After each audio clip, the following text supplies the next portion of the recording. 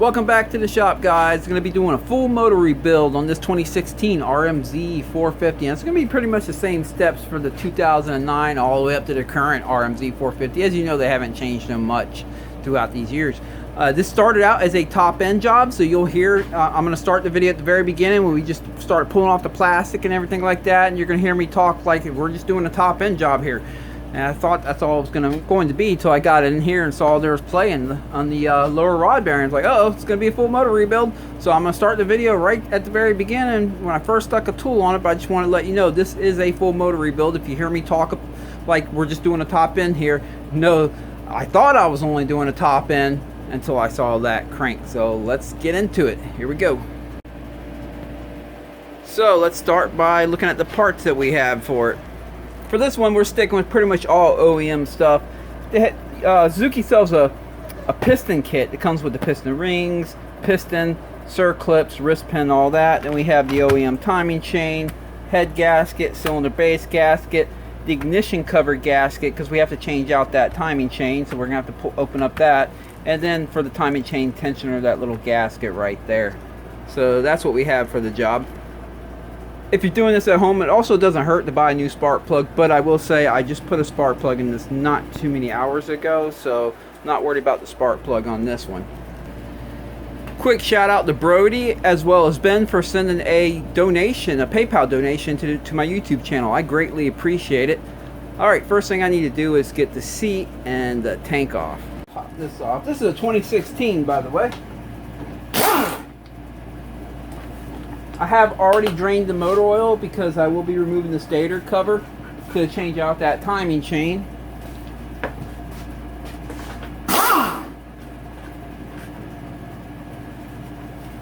Okay, should be able to just lift the seat right up off there.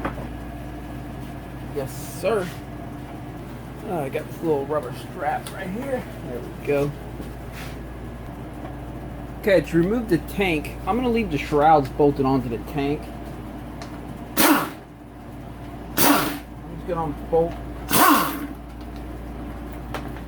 leave that there. To the other side, the same.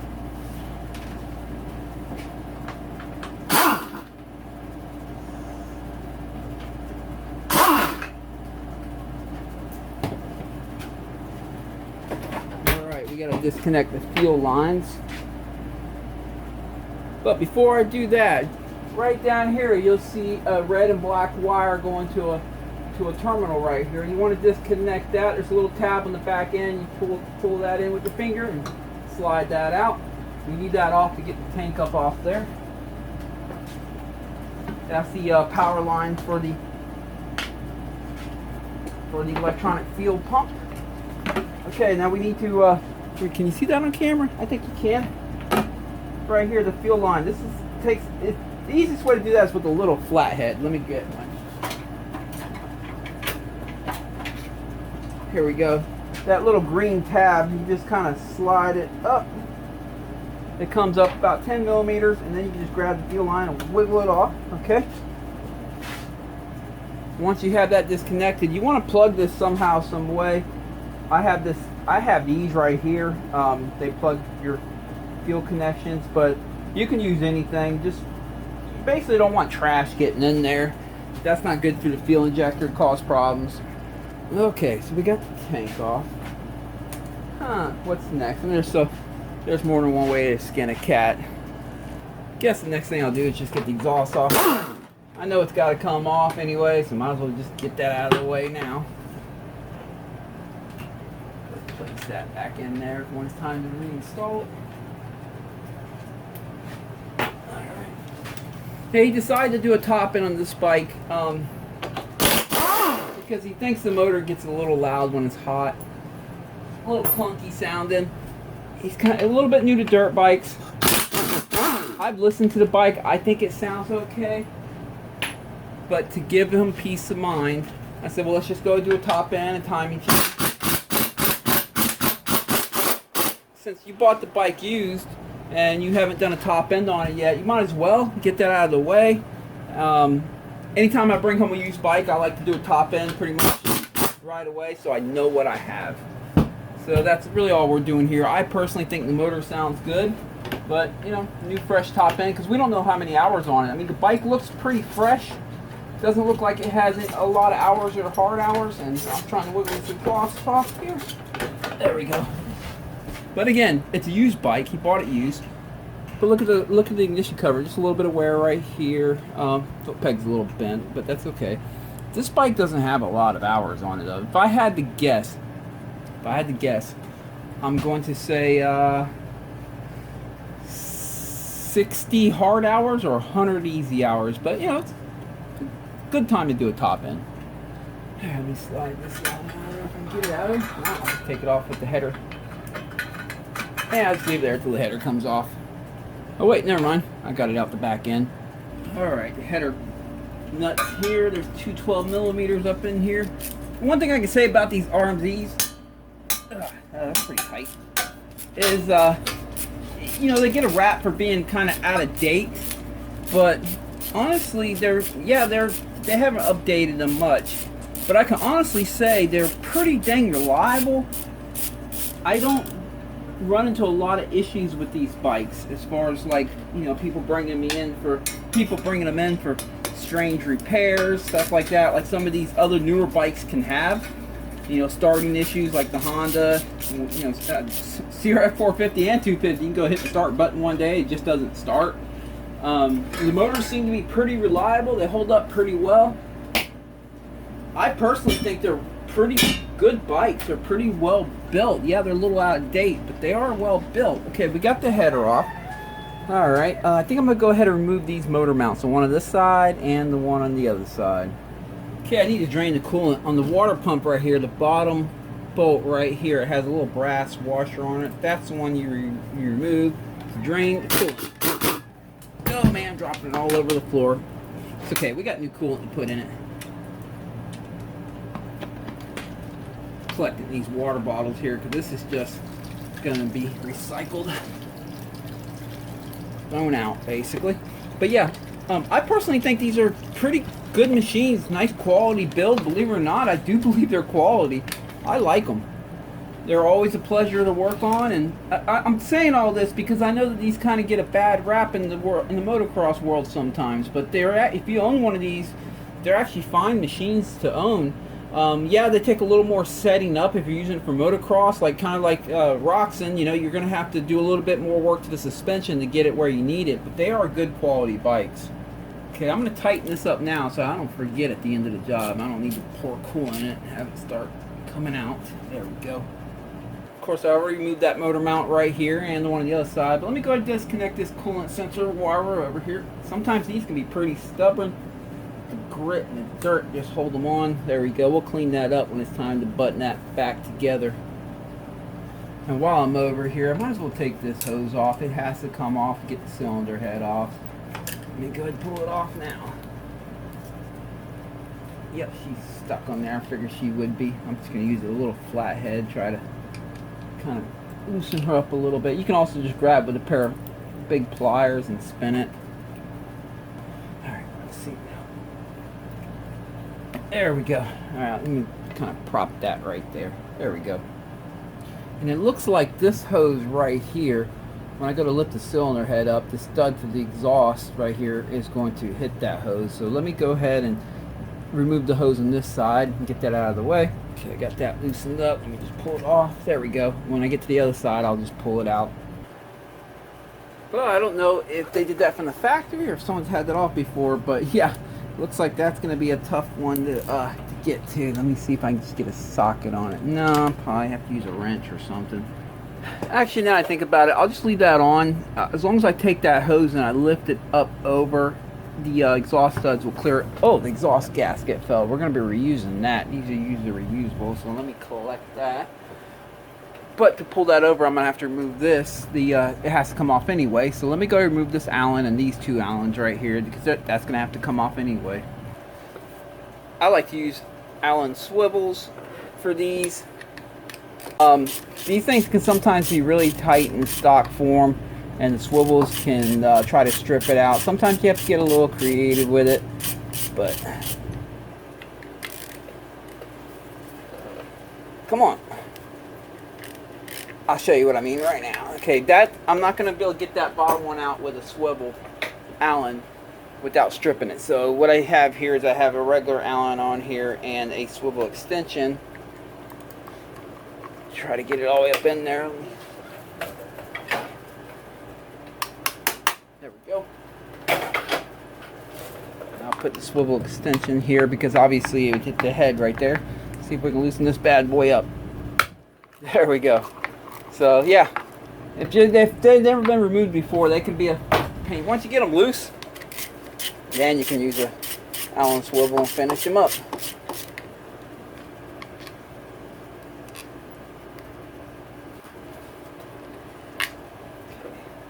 Got that out of there.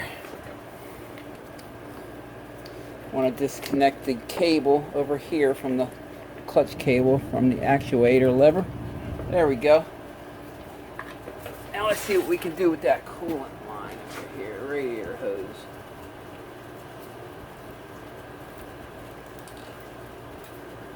See if we can fish it over here to this side. Yes, we can. I should just be able to leave it right there. I should just be able to leave it right there like that, and we can lift the cylinder head up and off. But while I'm over here, the throttle body, we're going to have to get that off the cylinder head. To pull the cylinder head off, I'm going to loosen up this Phillips right here for the clamp that holds the throttle body onto the cylinder head on the boot. Loosen that up pretty much all the way.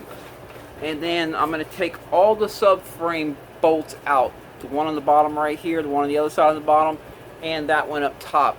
And I'm just going to slide the subframe with the throttle body still on the air box back a little bit. So let me take the bolts out real quick and I'll show you what I mean. Okay, I haven't did one of these in a while, so I can't quite remember, but we're gonna try this way first. I still have the bottom bolts in, I just have them loose like that. And let me slide the top one out. I got the nut off the top one, let me slide it out. There we go. Alright, the top one's out, so I should at least be able to swivel the subframe downward like that and pull the throttle body off. If I have to remove the bottom one to do it, I will, but let's try this first. I'm going to use this pry bar here. Now you got to be careful when you pry on a throttle body. You want to find something solid aluminum to pry on. So we have this spot right there. Looks like we can start with that. Let me move the camera back a little bit.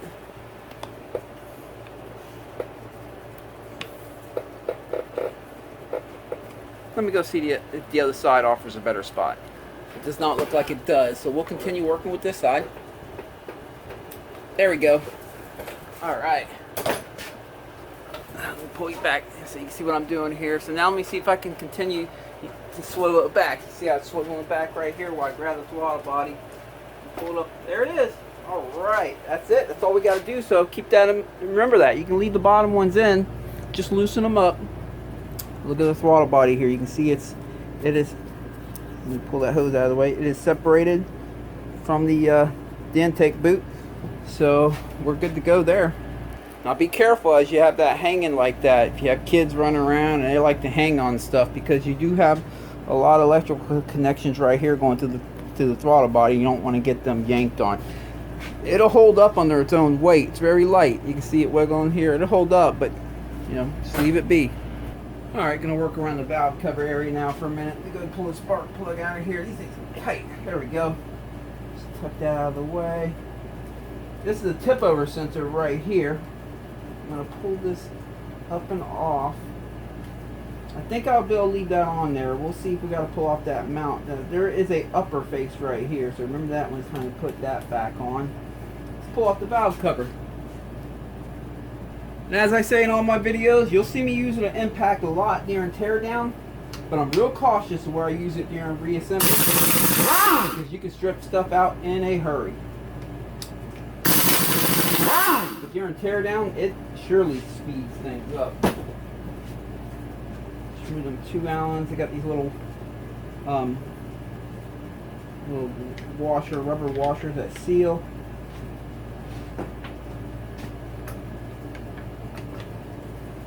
Trying to get the valve cover gasket off with the valve cover. There we go. Valve cover gasket is off. Okay. Before I move the cams, yeah, she has a little bit of play. Just a little. She's a little slow. Maybe he was hearing a little bit of noise. Let's see. Okay, before I pull the timing chain tensioner off, I want to verify the cam timing. I mean, I don't have to. I do this all the time, so I know how to time these in. But if you've never done yours before, and your bike is currently running decent, like it didn't like jump timing or anything on you, it doesn't hurt to verify the cam timing before you go any further and see where it's at. That way you'll have that confidence when it's time to put it back together that you're putting it back in the right place. So what I've done is I removed that cover right there. That's going to allow us to turn the motor at the crank. I'm going to move this right here. This is going to allow us to see the stator so we can line the marks up for top dead center. That's where you set the cam timing at. Okay, let me grab a 17mm socket. Okay, I'm going to spin the motor to line up the mark. Once I get it to mark, I'll show you it. Let me go ahead and do it though. Okay, it's going to be this way.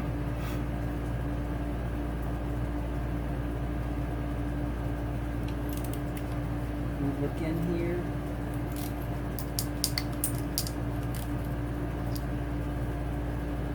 Okay, I got the camera close up to that little hole here. Now there's some magnetic polarity to the stator when you're spinning it, right? And so it's hard for it to stay perfect on top dead center. The magnetic polarity kind of tries to keep yanking it one way or another. So I'm going to turn it with the ratchet here. I got the pointer here to show you. You'll see some lines here. That's just reflection from the camera. I'll show you the real lines that we're looking for. See them two lines right here? Oh, went too far. Not the glare, but the two lines. And went too far again. Like I said, that magnetic draw. These two lines right there. When you get them lined up perfectly between this and that's top dead center. That's where you're going to verify the cam time. It's what you do is you hold it there and you come up here. Well, let me resituate the camera. You'll come up to the top here. I'm going to show you all this when we go to put it back together too, but this is just if you want to verify. There's a dot here on the cam and a dot there. There's the only two dots all the way around this whole exhaust camshaft. That dot should be, when you get eye level, should be even with the mating surface right here.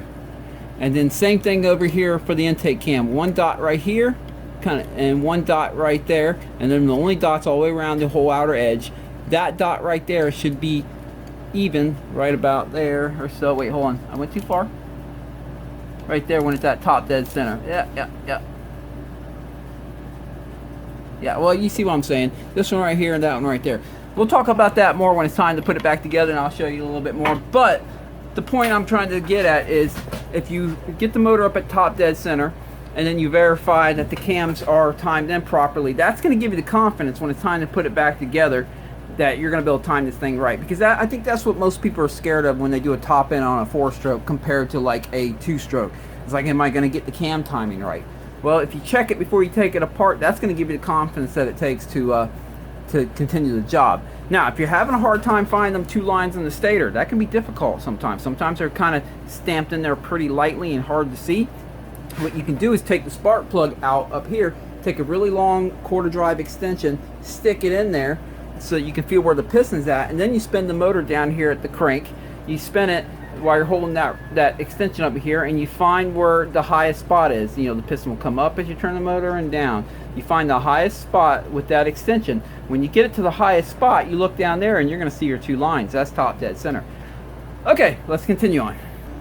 Now we can get the tensioner off now that we know we're at top dead center and we verified the cam timing and everything. What I do is I loosen this up right here, and well, we can pull it out on this bike. Let's go ahead and pull it out. Oh, there's a spring behind it, so be careful. There, see how it just jumped out there on us? Let's collect that, set that on the bench. Alright, let's remove this now. Sorry, that's pretty loud.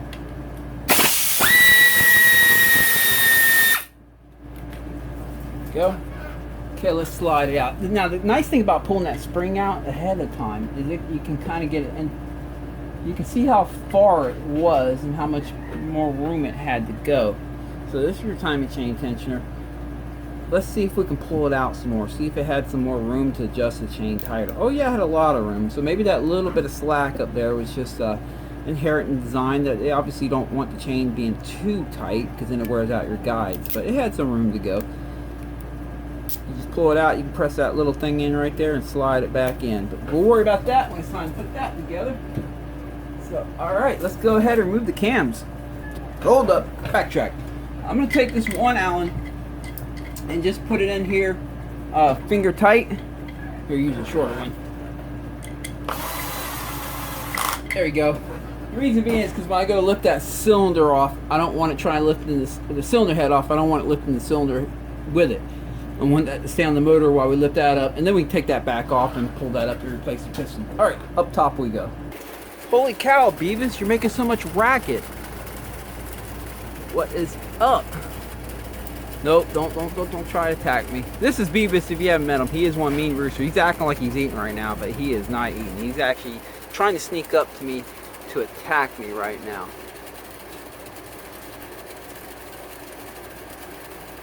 Okay, Beavis, I'm gonna get back in the shop and get back to work. Jeez, he's out there roosting. Okay, pull off the cam caps here. Where is my tool for that? All right.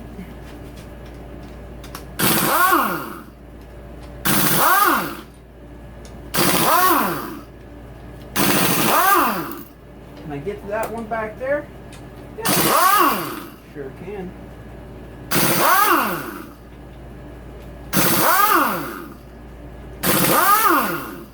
There we go. We got 8 millimeters here.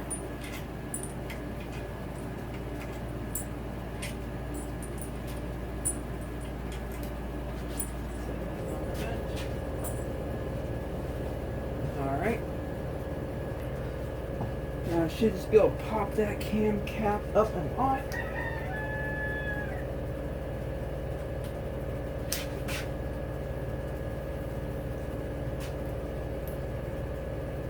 You just gotta wiggle it. They can be tight sometimes.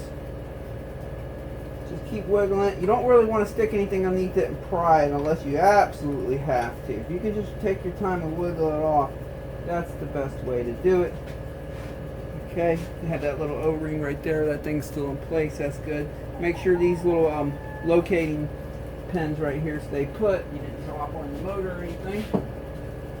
Now we should just be able to grab the camshaft here. They have these little half moon shaped things. I'm going to show you in a second. Make sure you don't drop them in the motor. Obviously we're doing a timing chain, so if it falls in, that's okay. We'll be able to grab it. But what I do, I don't know if you can see right here. Let me pull one off and show you. These. Right here. These go right in that groove that you see right there. So what I do to keep that from coming off with the cam, when I lift up the cam, it can get stuck on the cam as you're lifting up, then it falls down into this area. If you're not doing a timing chain too, that could be a real pain in the butt, because then you got to use a magnet to try to fish it out. What I do is I put my finger right here, and that kind of makes it stay in the cylinder head as I slide the cam out. And then I can just take the cam out, and you can see now that that piece is on the cylinder head. And you can just let the cam chain fall in there at that point. There we go. And I got it. Again, if you're doing a timing chain, it's not a big deal, because if it falls, I mean, if you'll have that cover off, you'll get it. But if you're not doing the timing chain, you're only doing a piston, and you drop that, well, that's a pain in the butt, and you're going to have to use a little magnet to try to fish it out. Sometimes you can, sometimes you can't. Sometimes you got to remove the whole ignition cover to get to it. But we got the cams out of there. Come on, man. Jeez, I'm trying to be nice and feed you guys. Got a dang attack rooster out there. Okay, to pull the cylinder head off here, well, it has this little strap hooked to this hose, so we're just going to bend that back and kind of make sure that hose stays more on top of the throttle body than it does on top of this, because when we go to lift that cylinder head up.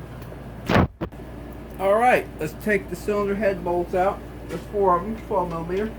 Let's see if my impact will do it. Let's see. Yes, it does.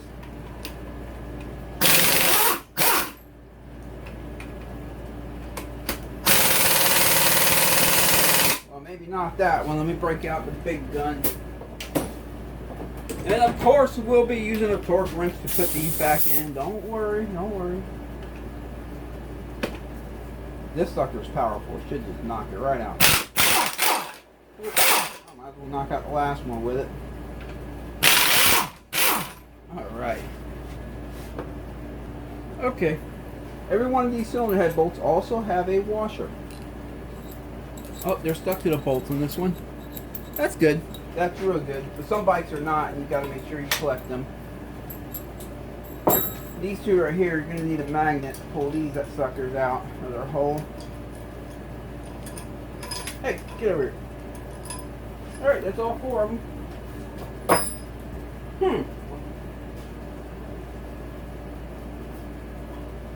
I think we can pull the head off now. Let's try. Let's give it a shot. And remember, this hose likes to go right over the intake boot here. Manifold, whatever you want to call it. You want to move that back and wiggle the head. See, that's why I put that one bolt down there.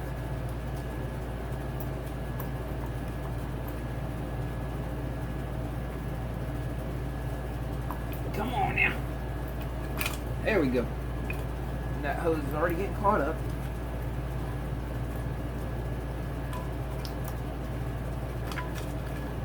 Let me, sometimes a timing chain, when it falls all the way down there, it can take the 2 guides and separate them.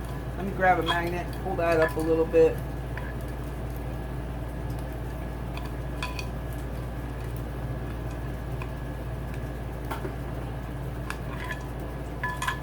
There we go. And try again.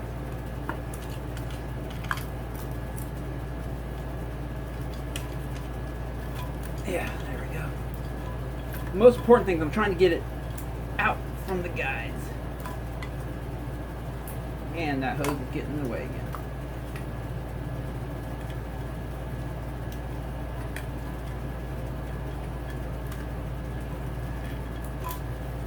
There we go. I made that look harder than it really is. It was hard for me right now because I got the camera here and so I'm working in an odd position and I'm trying to make space for the camera and everything like that. In real life, it might not be that difficult for you. Okay, now that we have that up, we can slide this right on out of there.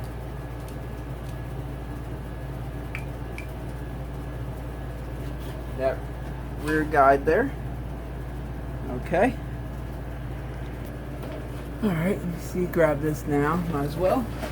The other one is stuck on the cylinder head, and that's fine. We'll get that in a minute. Let's pull this up and off of there. That head gasket is done, son. Going in the trash. Alright. Now I can take this bottom Allen back out.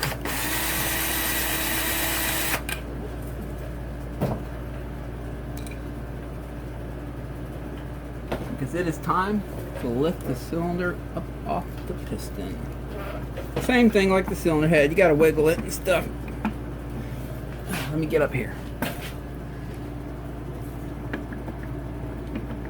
Now on this, as soon as you get it up a little bit, you get your fingers underneath it. I'll show you what I mean. Holy cow, she's fighting. Let's see here. Alright, put it back down. I'm going to pull the timing chain. I think the timing chain will get caught on that guide again. Again, these timing chains, when they fall down in there, they can stiffen things up for you a little bit. Okay, here we go. Let's try again. There we go. And, alright, yeah. As soon as you can, stick your hands underneath there. I'll show you what I mean. Let me get the cylinder out of the way. I caught this before it fell. As soon as you start lifting the cylinder up, sometimes these can stick on the bottom of the cylinder and then they'll fall into the motor as you're lifting up and out. I caught this one before it fell in. That one's kind of stuck there. Let me grab some needle nose. There we go. Don't need it falling in the motor. Alright, we are at the piston. Okay, let's get this piston off so we can take it to the bench and see what it looks like. Let me go ahead and remove this gasket, get that out of the way. I'm going to drop that timing chain back down into the hole there. But I don't want that circlip going down inside the motor there. It can be tough to fish out. So I'm going to take this rag here and just put it all around the piston area. That way, in case that circlip goes flinging off somewhere, we can be assured it didn't go in the motor. I'm just going to use some really small needle nose and pop that circlip out. Probably not going to be able to see this on camera, but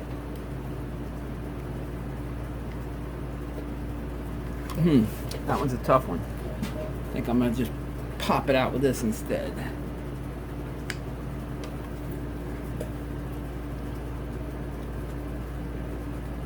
There we go. Let me put my finger in the middle here so it doesn't go flinging off. Again, you're probably not going to be able to see it. That thing's in the way. There it is. Good thing I had my finger there. There it is. The thing is, I like to catch them. I don't like it when they go flinging off and you hear them, because I want to know where it went. I want to make sure it didn't go in the motor. That's the most important thing for me. And when they go flinging off, if you don't find it, you might be wondering, did it just fall down in the bottom motor, or where did it go? So now we got to get that wrist pin out of there. We go to the other side, just give it some nice gentle love taps. This little drift right here.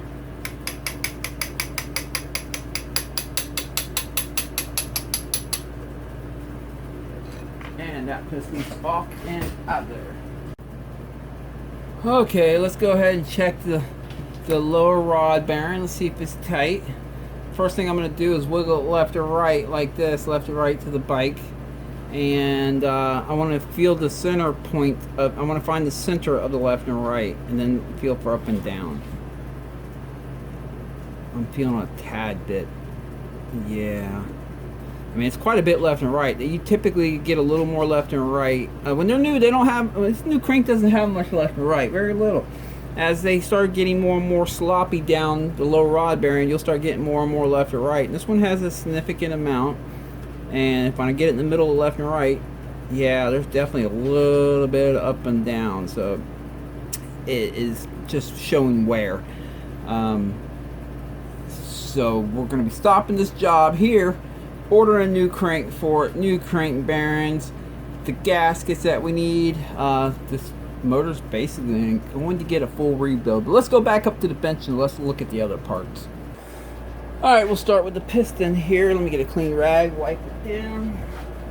This forehead light of mine is becoming a piece of crap. Let me get another light. Alright. Okay, we got some mild scratching right here. Anything that's below the piston rings is usually transmission trash. Your transmission is always kind of shedding a little bit of stuff. So we got a little bit of that there. Not much, but a little bit. Looking above the rings here, that's usually dirt that's gotten through your air filter. It's looking really good above the rings. So not much dirt has gotten through. Just a little bit of transmission trash. Let me get something to point with here. Looking at general wear down here at the very tip of the skirt, it looks good. This piston is not showing much wear, so that's good. But we're getting new piston, or we have a new piston for it, so that's that. Even if the pistons don't show wear, it never hurts to put a new piston in, because they can fatigue after a while and just break after so many hours. So I would rather replace a piston looking brand new, nice and fresh, you know, 60 or 100 hours, whatever, replace it and know that it's solid and it's not going to just fatigue and snap at some point. Alright, I gave the cylinder a good little wiping here. Let's see what we got. Well, I can see the cross hatching here. That's good. Lots of cross hatching there. And I can still see some there. Here. See some mild scuffing right here. But let me take my gloves off. As long as I can't feel it with my hands, we're going to be okay. Got some. Yeah, that was just probably the transmission trash that did these scratches. Sometimes they'll do that there, but that looks good. Let me get some steel wool here. All I'm doing is removing that carbon up top. I want to see if there's a ridge where the compression rings turn around, or the compression ring turns around. Make sure it didn't leave a lip or a ridge. So we got to remove that carbon. All right. None at all so far. Yeah, that's feeling good. So that's good news. The cylinder's in good shape. Yeah, there's some good news there. So that's good. Let's check out this new piston. See how it fits. Just because I have to go in there and order a crankshaft now, right? So, you know, make sure everything's right. Because if I have to correct it, I'm going to put it upside down here. Just want to make sure it fits good. Yeah, it fits good. It's a good tight fit. Alright, we're good there. Let me put that bag in the back in the bag. I just wanted to make sure. You know, I've seen crazy things happen before. Alright. Let's take a peek at the cylinder head for a second here. Really what I'm checking here real quick is just the cam journals. Just make sure they're not fried and burnt or anything. Make sure they're nice and clean. And yeah, they look good. The reason I'm checking this is because they're lower rod bearing. The owner informed me that this bike was used to do a lot of wheelies before he bought it. And these guys, when they wheelie a lot, you're up like this at 12 o'clock, all the motor oil goes to the back of the motor, and the pickup, the oil pump pickup starves for oil, which starves the lower rod bearing and stuff like that for oil. And it can sometimes make these cam journals get all scarred up. But these are looking in good shape, so we're good there as far as that's concerned. Let me check on this side right here. Wipe this up. Yeah, we're looking good. So let me peek on the other side here.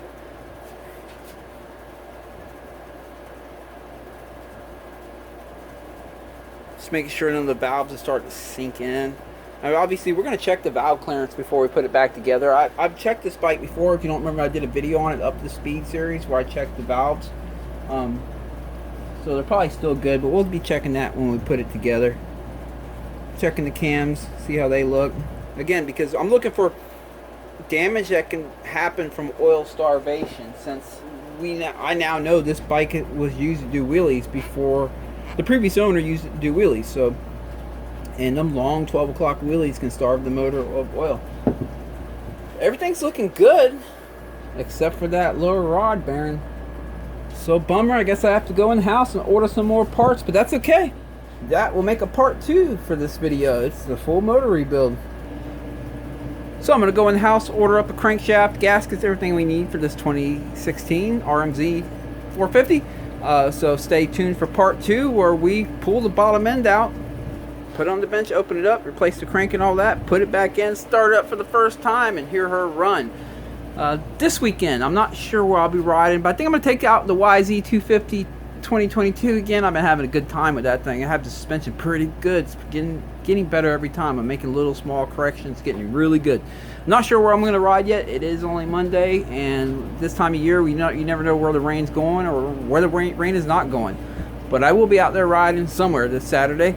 I hope all you guys get a great weekend of riding. I appreciate all you guys that watch this video, all my viewers, subscribers. I really appreciate you guys coming along for these videos. I hope they have been informative and help you out. Stay tuned for part 2. Catch you in the next video.